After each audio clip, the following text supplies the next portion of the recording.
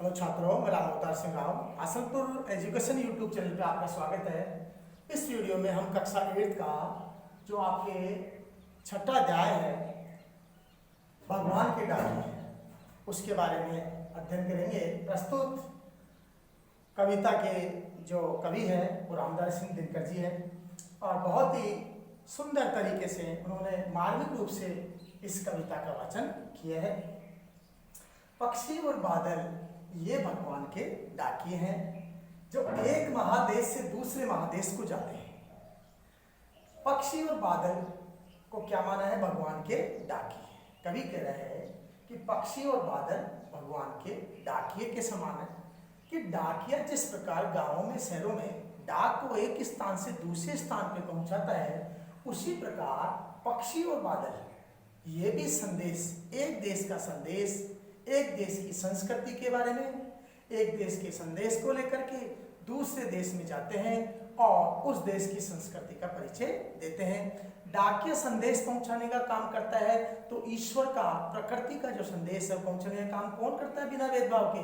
पक्षी और बादल, जो एक महादेश से दूसरे महादेश को जाते हैं। जिस प्रकार डाकिया एक स्थान से दूसरे स्थान पर जाता है और संदेश देता है, उसी प्रकार पक्षी और बादल भी एक देश से दूसरे देश में, यानी एक स्थान से दूसरे स्थान पर जाते हैं और प्रकृति की जो समानता है, प्रकृति की जो सुंदरता है, उसका संदेश देते हैं। हम तो समझ नहीं पाते हैं।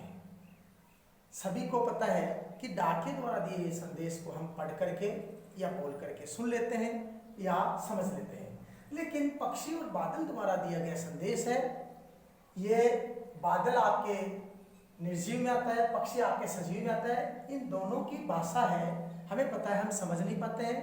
तो हम तो समझ नहीं पाते हैं इनके द्वारा दिए गए संदेश को, जो एक स्थान से दूसरे स्थान पर, एक देश से दूसरे देश में, एक राज्य से दूसरे राज्य में जा रहे हैं, इनके संदेशों को हम नहीं समझ पाते हैं। तो कौन समझ पाता है इनके संदेशों को? मगर उनकी लाई चिट्ठियां, यानी उनके जो संदेश है, प्रकृति का संदेश है, सुंदरता का, पेड़ पौधे, पानी और पहाड़ बांसते यानी पढ़ते हैं।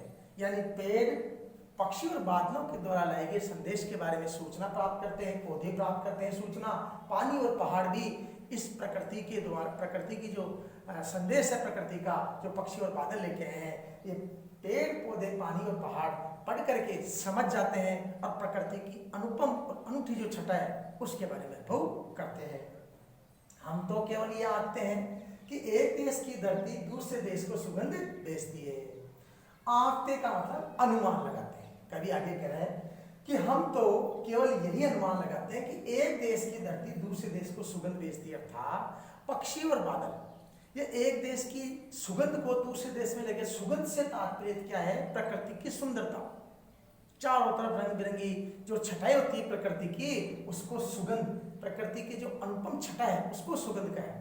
तो कवि कहता है हम तो यह अनुमान लगाते हैं कि एक देश की धरती, एक देश का जो प्रकृति की जो सुंदरता है एक देश की, वो पक्षी और बादल उस देश की सुगंध को, सुगंध रूपी प्रकृति की सुंदरता को दूसरे देश में लेकर के जाते हैं।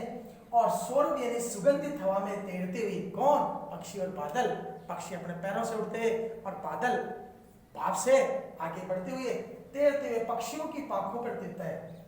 और सौरभ हवा का मतलब सुगंधित हवा, जो प्रकृति का जो अनुपम छटा है वो उनके पक्षियों की पंखों पर तिरता, यानी पक्षी अपने पंखों पर और बादल अपने उसमें जो वर्षा का जो समूह बना हुआ है, भाप का जो समूह बना है, उसके अंदर उस सुगंधित हवा को, प्रकृति की अनुपम छटा को लेकर के एक देश की धरती से दूसरे देश की धरती की ओर जाते हैं। और एक देश का भाप दूसरे देश में पानी बनकर गिरता है, यानी जो एक देश से जो पानी से भाप बनकर के जो बादल बने हैं, वो बादल बन के दूसरे देश में जाते हैं, दूसरे स्थान पे जाते हैं और वहां पे वो पानी बन करके धरती पे गिर जाता है। इस प्रकार पक्षी और बादलों के माध्यम से कवि ने प्रकृति की अनुपम छटा को एक स्थान से दूसरे स्थान पर ले जाने वाले डाकिये के समान माना है।